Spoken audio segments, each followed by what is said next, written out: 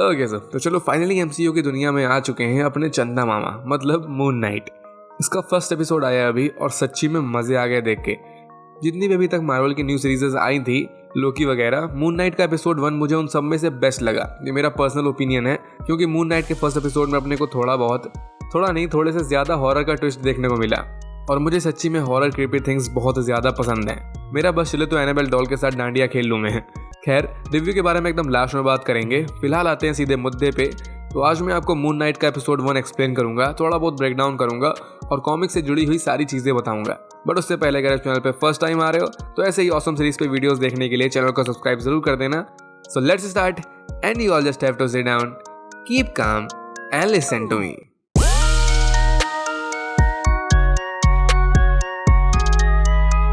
तो episode start होता है अपने को एक आदमी को दिखाते हुए, जिसकी हरकतों को साफ देख के समझ में आ रहा होता है कि ये बावला बुढ़ा होता है।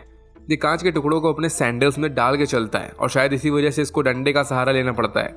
तो अभी ऐसा पागलपन क्यों करता है, तो इस पे आगे बात करेंगे। फिलहाल नेक्स्ट शॉट में अपने को दिखाते हैं मार्वल का लोगो, जिसमें छोटे मोटे चेंजेस किए गए हैं। डॉक्टर स्ट्रेंज और इटर्नल्स का शॉट को ऐड किया गया है। फिर इसके बाद अपने को फर्स्ट सीन में दिखाया जाता है सीरीज का हीरो, जो अपन सबको पता है कि ये कौन है, ऑब्वियसली मून नाइट। हालांकि ये चीज इस बंदे को खुद नहीं पता होती। मून नाइट के कॉमिक्स फैन को पता ही होगा और साथ में ट्रेलर देखने के बाद सबको पता ही चल गया है कि ये जो मेन हीरो है, इसके अंदर होती हैं अलग अलग पर्सनैलिटीज, अलग अलग बंदों की। जाते वक्त ये बंदा कोई और होता है और सोते वक्त ये कोई और होता है, और इसका नेम होता है स्टीवन ग्रैंट। ये एक इजिप्शियन म्यूजियम में काम करता है। सिंगल सीधा मासूम बंदा होता है, कोई खुरपेची नहीं होता। इसकी बॉस और इसके कलीग कोई भी इससे कायदे से बात नहीं करता, इसका रियल नेम तक नहीं जानते हो। तो बंदा अंदर से अकेला होता है, मतलब बहुत अकेला। इतना कि बेचारे की बात सुनने के लिए सिर्फ एक स्टैचू वाला बंदा ही होता है, क्योंकि उसका काम होता है शांत रहना। इसी से अपने दिल की बात बोलता है। हालांकि इसकी फिश भी होती है और इसकी मॉम भी होती है कॉल पे, बट दोनों ही इसको कभी रिप्लाई नहीं देते। बट इसकी मॉम इसको पोस्ट कार्ड्स भेजती हैं, कुछ फोटोज होती हैं उसमें। इन फोटोज का यहाँ पर क्या सीन है ये तो फिलहाल पता नहीं, आगे ही पता चलेगा। हालांकि यहाँ पर जो सबसे वियर्ड चीज होती है स्टीवन के बारे में, वो होती है कि इसको खुद पता होता है कि इसके साथ कुछ गड़बड़ जरूर है।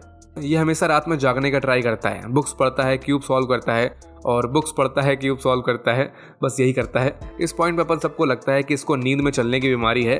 तभी ये सोने से पहले अपने पैरों में बेड़ियां बांध लेता है और डोर पे स्टिकर लगा देता है और बेड के चारों तरफ बालू या मिट्टी डाल देता है, ताकि अगर ये नींद में उठ के चले, कहीं पर जाए, तो इसके फुटप्रिंट से पता चल जाए कि ये कहीं गया था। तो इसीलिए ट्राई करता है कि ये रात में कभी ना सोए, और फिर इसी वजह से ये दिन में नींद में रहता है और फिर अपनी बॉस से गाली खाता है।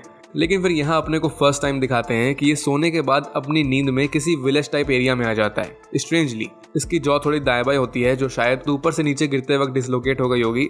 ये सीन यहाँ पर तो अपने को नहीं दिखाया गया, बट ट्रेलर टीजर में अपने को ये सीन दिखाया गया था। एनीवे, यहाँ पर अपने को अगेन फर्स्ट टाइम एक वॉइस सुनाई देती है, जो स्टीवन के शायद दूसरी पर्सनैलिटी से आ रही होती है, क्योंकि वो वॉइस सिर्फ स्टीवन से ही बात कर रही होती है, जबकि वहाँ कोई होता भी नहीं है। और फिर यहाँ पर इसके पीछे कुछ गुंडे टाइप लोग पड़े होते हैं, जो इस पे लिटरली गोलियां चला रहे होते हैं, जान से मारने का ट्राई कर रहे होते हैं इस मासूम प्यारे बंदे पे। और फिर अंदर जाके अपने को दिखाते हैं कि वही वियर्ड सा आदमी जो सीरीज के स्टार्ट में दिखाया गया था, इसका नेम होता है आर्थर हॉरो। ये एक कॉमिक कैरेक्टर है। हालांकि कॉमिक्स में ये एक बैड साइंटिस्ट था, ह्यूमंस पे एक्सपेरिमेंट किया करता था, लेकिन सीरीज में इसको थोड़ा चेंज कर दिया गया है। यहाँ पर अब ये एक बहुत मिस्टीरियस कैरेक्टर है। सीरीज में इसका बहुत खास वाला रोल होने वाला है, ये बात तो पक्की है। यहाँ पर ये एक तरीके का कल्ट लीडर होता है, लोग इसको फॉलो करते हैं और इसके हिसाब से इसका काम होता है सोल्स का जजमेंट करना। मतलब ये सोल्स का जजमेंट करता है, बोल सकते हो कि आत्मा का जजमेंट करता है कि तुम पापी आत्मा हो या फिर अच्छी आत्मा। इसके हाथ में जजमेंट वाला टैटू भी होता है। तो भरी सभा के सामने सबसे पहले एक बंदे को लाता है, उसके हाथ में अपनी स्टिक रखता है, जादू टोना करता है और पता करता है कि वो बंदा पापी आत्मा है या फिर अच्छी आत्मा। तो वो बंदा तो अच्छी आत्मा होता है, लेकिन इसके बाद एक लेडी आती है, ओल्ड लेडी, वो एक पापी आत्मा निकलती है। तो वो लेडी तुरंत ऑन द स्पॉट मर जाती है। ऐसा लगता है कि आर्थर ने इसको मार दिया। और फिर आर्थर की नज़र पड़ती है स्टीवन पे, और इसके हिसाब से स्टीवन को जानता होता है पहले से ही। और वो जो बंदे थे जो स्टीवन पे गोलियां चला रहे थे, वो सब हॉरो के अंदर ही काम करते हैं। तो ये सब स्टीवन के पीछे इसलिए पड़े होते हैं क्योंकि स्टीवन के पास होती है एक स्ट्रेंज चीज़, गोल्डन स्कैरब। हॉरो को बस ये चाहिए होती है इससे। फिलहाल अपने को नहीं पता कि ये गोल्डन स्कैरब क्या है। मेरे हिसाब से ये किसी मिस्टिक चीज़ की चाबी होगी। ज़्यादातर फैंटेसी स्टोरी में ऐसा ही कुछ होता है। खैर, यहाँ पर फिर से वो वॉइस स्टीवन को डायरेक्ट करती है। इवन इसकी बॉडी भी आउट ऑफ कंट्रोल हो जाती है। और फिर अपने को दिखता है मस्त लाइव एक्शन। स्टीवन एक सेकंड में सभी गुंडों को पेल पाल के बराबर कर देता है और उस गोल्डन चीज को बचा लेता है। यहाँ पर ये तो एक सेकंड का सीन था, बट इसका मतलब था कि इस बीच में स्टीवन की बॉडी का परिचित जाग गया था। इसकी दूसरी पर्सनैलिटी जाग गई थी और उसने सबको पेल पाल के बराबर कर दिया था। ना कि स्टीवन ने किया था ऐसा। और ऐसे ही सिमिलर चीज़ आगे भी होती है कई बार, कई शॉट में दिखाया गया अपने को, जहाँ कुछ सेकंड्स के लिए स्टीवन सो जाता था और इतने टाइम गुंडों की वॉट लग जाती थी। और इसी वजह से मेरे हिसाब से अपने को ये सारे शॉट्स जो यहाँ पर स्किप किए गए हैं वो दूसरी पर्सनैलिटी के पॉइंट ऑफ व्यू से दिखाए जाएंगे आने वाले एपिसोड्स में। एनीवे, फिर यहाँ से इसी फाइट के बीच में स्टीवन अगेन दूसरी जगह पहुँच जाता है, मतलब वापस से अपने घर पहुँच जाता है। इसको फिर से कोई आइडिया नहीं होता कि ये यहाँ कहाँ से आया। इसको लगता है कि वो जो विलेज वाला पार्ट था तो पूरा सिनेरियो इसका ड्रीम था, लेकिन फिर पता चलता है कि पूरा एक दिन बीत चुका था, क्योंकि इसकी एक डेट थी। म्यूजियम में एक लड़की थी जिसके साथ स्टीवन को डेट पे जाना था, और ऑब्वियसली वो लड़की सिंपल सीधे स्टीवन से इम्प्रेस नहीं हुई थी। मोस्ट प्रोबेबली वो स्टीवन की दूसरी पर्सनैलिटी से इम्प्रेस हुई होगी। तो यहाँ पर स्टीवन ने डेट नाइट मिस कर दी थी, क्योंकि वो दिन तो निकल चुका था। यहाँ पर इसके एक्सप्रेशन बहुत रियलिस्टिक थे, पता चल रहा होता है कि फ्रस्ट्रेट हो रहा है ऐसी लाइफ जी के। सिमिलरली स्टीवन की एक फिश भी थी, वो भी चेंज हो गई थी, पूरी कंप्लीटली चेंज ही कर दी थी उसको, जो अगेन इसकी दूसरी पर्सनैलिटी ने चेंज करी होगी इसकी बिना मर्जी के। तो अब इस पॉइंट में अपन सबको ये साफ समझ में आ रहा होता है कि जैसे स्टीवन की एक लाइफ है, वैसे ही जो इसके अंदर की अदर पर्सनैलिटी है वो भी अपनी लाइफ जी रही है अपने तरीके से। और आगे अपने को पता भी चलता है जब स्टीवन को अपने रूम में एक सेलफोन और एक चाबी मिलती है। अब ये की कहाँ की है ये फिलहाल तो पता नहीं है, आगे ही पता चलेगा। बट उस सेलफोन में रिसेंट में 2 कॉल्स लगी होती हैं सिर्फ, एक लाइला नेम से और एक डुशैम्प नेम से। और फिर तुरंत लाइला की कॉल भी आती है इसको, जो स्टीवन उठा लेता है, लेकिन लाइला इसको मार्क नेम से बुलाती है और फ़ोन कट कर देती है। तो कॉमिक्स फैंस को पता ही होगा कि मून नाइट का रियल नेम होता है मार्क स्पेक्टर, वही नेम जिस नेम से लाइला बुलाती है मार्क। मतलब वो लड़की लाइला वो स्टीवन की दूसरी पर्सनैलिटी से टच में होती है, जिसका नेम होता है मार्क। कॉमिक के हिसाब से अगर यहाँ देखें तो लाइला मार्क की गर्लफ्रेंड हो सकती है मे बी। वैसे कॉमिक्स में तो मार्लिन नेम की लड़की थी मार्क की गर्लफ्रेंड, लेकिन हो सकता है कि यहाँ पर इसको चेंज कर दिया हो, और या फिर लाइला का कोई और ही रिलेशन हो मार्क से, अपने को पता नहीं। लेकिन ये फैक्ट है कि इतनी कॉल्स पे कॉल्स बस एक गर्लफ्रेंड ही कर सकती है। Point to be noted my lord. Anyway, second name जो कॉन्टैक्ट में था वो काफ़ी इंटरेस्टिंग है, डुशैम्प। कॉमिक्स के अकॉर्डिंग है डुशैम्प, इसको बोला कैसे जाता है मुझे पता नहीं, लेकिन जो भी है वो है। कॉमिक्स में इसका अदर नेम होता है फ्रेंची। बोल सकते हो कि मार्क का बेस्ट फ्रेंड होता है ये। सभी मिशंस पे ये दोनों जय वीरू की तरह जाया करते थे। इवन फ्रेंची को उसका नेम डुशैम्प ये मार्क ने ही दिया था। तो अब अगर ये डुशैम्प कॉमिक्स वाला ही है तो प्रॉब्ली अपने को सीरीज में आगे जाके फ्रेंची भी देखने को मिल सकता है, और इनकी केमिस्ट्री भी दिख सकती है मार्क और फ्रेंची की। और बोला भी जाता है कि मार्क AKA मून नाइट इसका साइड किक होता है फ्रेंची। इस कैरेक्टर की कास्टिंग की न्यूज़ तो पहले आ रही थी बट कंफर्म नहीं करी गई थी, तो इस सीरीज में हमें आगे कैरेक्टर देखने को मिल सकता है, और या फिर मार्वल वालों ने ये सिर्फ मजे मजे के लिए डाल दिया होगा। एनीवे, फिर यहाँ से एपिसोड टर्न लेता है हॉरर की तरफ, क्योंकि अपने को फर्स्ट लुक दिखाया जाता है खोंसू का, जो सच में बहुत क्रीपी सीन था। ये एक ममी टाइप क्रिएचर होता है, लेकिन इसकी खोपड़ी किसी बर्ड फेस की होती है, फैल्कॉन में भी, जो इसको और ज्यादा क्रीपी बना देती है।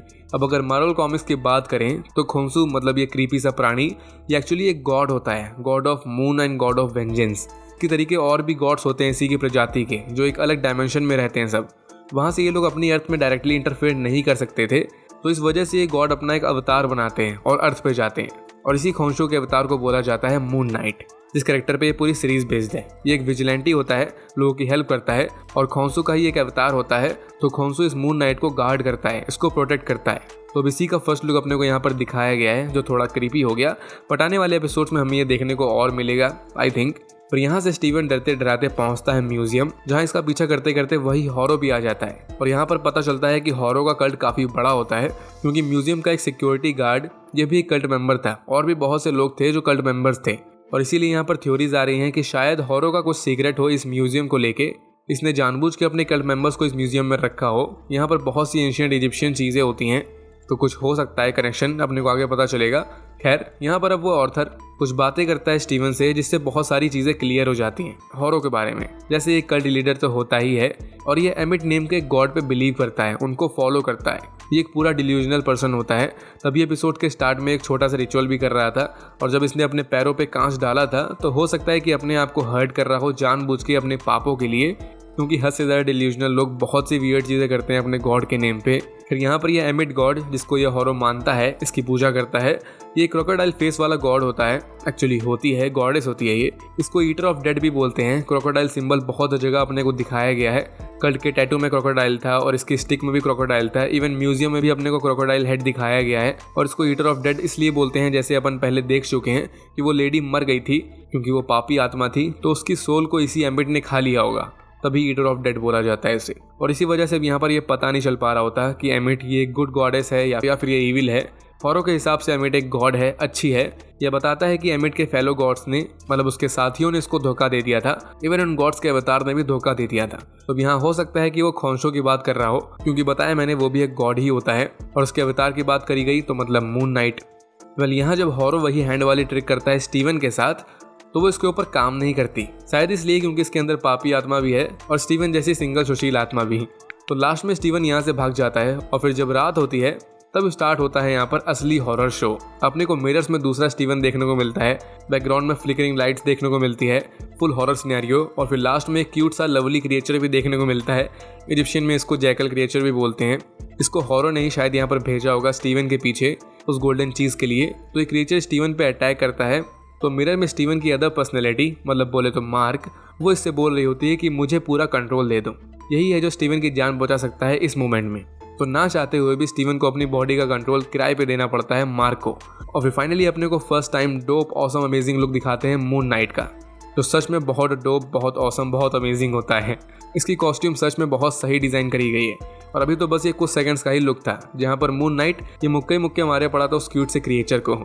और इसी वजह से अपनों को यहाँ पर इसकी हल्की सी स्ट्रेंथ भी दिखाई गई है। रूम की हालत देख के समझ में आ रहा होता है कि कितनी ज़्यादा स्ट्रेंथ है इस सुपर हीरो के अंदर। और अभी शायद हो सकता है कि इसकी अदर पावर्स भी दिखाए जाएं आने वाले एपिसोड्स में। कॉमिक्स में इसके पास तगड़ी सुपर नेचुरल पावर्स भी होती हैं मून नाइट के पास, तो हो सकता है सीरीज में आगे ऐसा हो। एनीवे, यही पॉइंट होता है जहाँ पर यह एपिसोड एंड हो जाता है। मेरे हिसाब से तो एकदम परफेक्ट एंडिंग होती है इस पूरे एपिसोड की। पूरा एपिसोड ही एकदम परफेक्ट था। मिस्ट्री थी इसमें, विलन था इसमें, सुपर नेचुरल थिंग्स थी इसमें, और हीरो की एंट्री तो कतई जहर।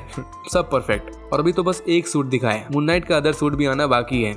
ये दोनों सूट को खोंसू से इंस्पायर्ड होकर बनाया गया है। कॉमिक्स में एक खोंसू गॉड ये कभी मम्मी टाइप क्लॉथ में दिखता था तो कभी मस्त सूट वूट में आ जाता था। तो ये सूट्स अगेन हिंट करते हैं कि मून नाइट खोंसू का ही अवतार है। अब लास्ट में रिव्यू देने की मेरे हिसाब से ज़रूरत नहीं है, क्योंकि समझ ही गए होगे कि सच में मुझे ये एपिसोड बहुत सही लगा। वेट नहीं हो रहा आने वाले एपिसोड्स का। और इसकी कास्टिंग जो स्टार्ट में लोगों को लग रहा था कि बहुत बेकार करी गई है, ऑस्कर आइजैक ये एक्टर सही फिट नहीं बैठेगा, लेकिन bro he killed it. Acting on point करी इस बंदे ने। सो इस वीडियो के लिए इतना ही। मुझे आप सब बताना कि कैसा लगा एपिसोड 1। ठीक, अच्छा, शानदार, जैसा भी लगा हो। कोई चीज़ मिस हो गई हो तो बता देना। बाकी एज यूजुअल वीडियो पसंद आई हो तो लाइक एंड शेयर जरूर कर देना। अदर कंटेंट में वीडियोस अभी फिलहाल थोड़े टाइम तक नहीं आ पाएंगी क्योंकि एग्जाम चल रहे हैं, पर जल्दी अपन वापस आ जाएंगे। तो मिलते हैं नेक्स्ट वीडियो में, तब तक के लिए stay tuned and bye bye.